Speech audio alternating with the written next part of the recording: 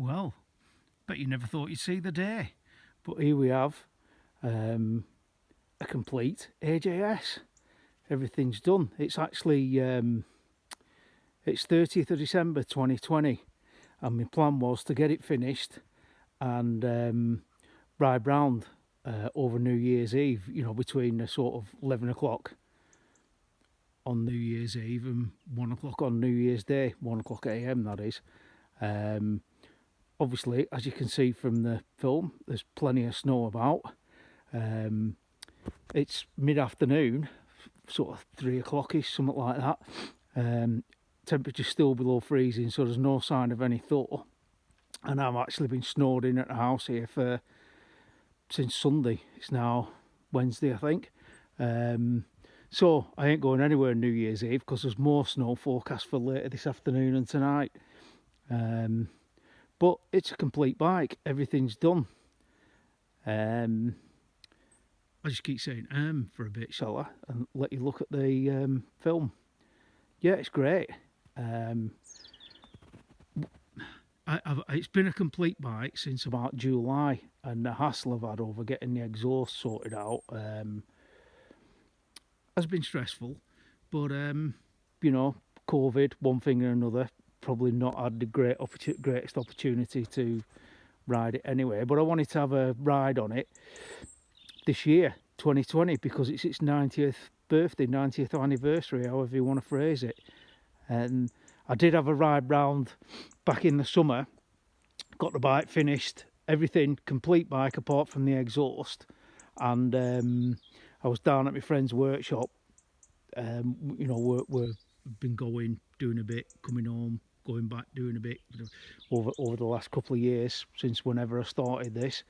And had it fired up, had it running, and had a ride round, just rolled round the yard a couple of times and up and down the road a couple of times, probably like 2 or 3 miles in total, with no exhaust on.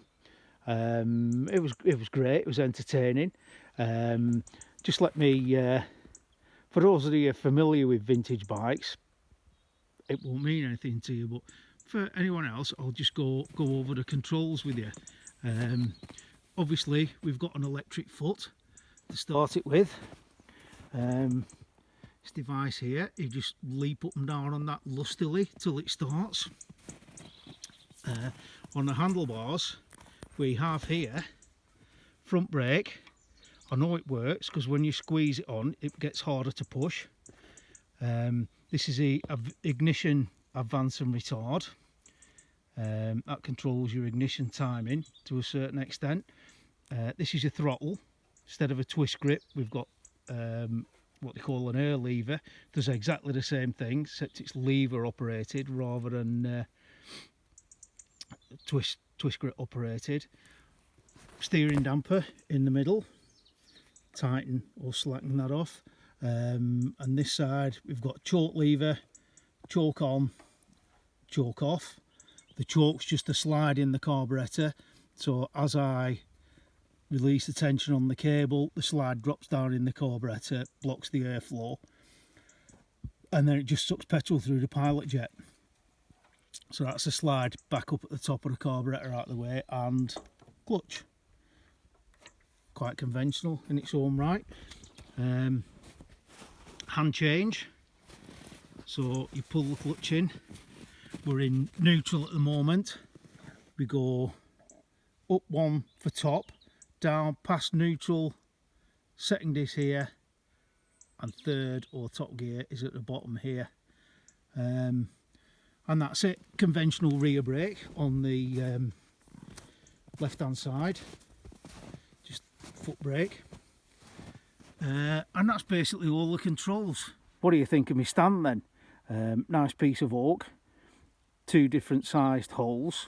The big hole is handy. It leans the bike over further, and depending on the camber of wherever you are and one thing or another, there's a smaller hole at the bottom, so turn it the other way up and it keeps the bike more upright. But yeah, that's it. Complete bike. Yeah, I don't know what else to say. Have a look at my speedo. speedo in the tank there. I've had that renovated, done up, so hopefully that should work. I didn't have it in when I had a ride round that I talked about earlier, but it's in now. Cable on, all up and done and ready. Magneto's been reconditioned. It's a mag dyno, there's no dynamo in it, because there's only one wire on the bike, and that's the one that goes from the magneto to the spark plug, and that's your lot. Carb, that's been refurbished. I can't remember what I talked about in the other videos, but starting at the front wheel, the original hub and everything, new spokes and rims, stainless steel spokes, black alley rims, as you can't really see in this light. It's a nice sunny afternoon actually, but we're shaded by a nice conifer tree there, some kind of dwarf cedar. It's about as tall as it's going to get, I think. But yeah, so like I say, new spokes and rims, new spokes and rim singular, new wheel bearings, brake shoes relined with modern brake pad material, and brand new Avon Road Rider tyres. I got modern tyres. I don't see. I want every advantage I can get on today's roads. So going up, we've got the new steering head bearings, cups and cones. I had the cups and cones. I took them to the Vintage Bearing Company down in Burton-on-Trent, and he ground them out and fit oversized oversized balls in there, so they're all new, reconditioned. Going back, I don't know, well you can see it, new valve springs, brand spanking new old stock spark plug, obviously an exhaust. Let's say carbon magneto been reconditioned. Clutch they were old cork insert clutch plates. I've had them redone with modern clutch materials, and they're a bit thicker than the originals were, so there's one less friction plate in there than there was before. But when I rode it last, I didn't notice any slippage, so it seems to work okay. Oil tank just been cleaned out, and when I first ran it, just left it running for a while, let a bit of oil circulate, cleared all what remained of the old grotty black oil out of crankcases, because I've only had the engine down as far as taking the cylinder head and cylinder off. Everything was okay, so I didn't bother splitting the crank. Well, I didn't even take the crankcases out the frame, let alone split them. Yeah, oil tank, cleaned it all out, ultrasonic cleaning, blah blah blah. It's now full with fresh straight 50s. And oh, look at that seat. I don't know how well it shows up on here, but that's Drag Specialties Harley seat out of my pal Will, out of his Shiny Bits book. Wasn't cheap, 200 quid just for a seat, but it doesn't show up too well. It's a lovely brown leather seat, metal plate, metal base, everything.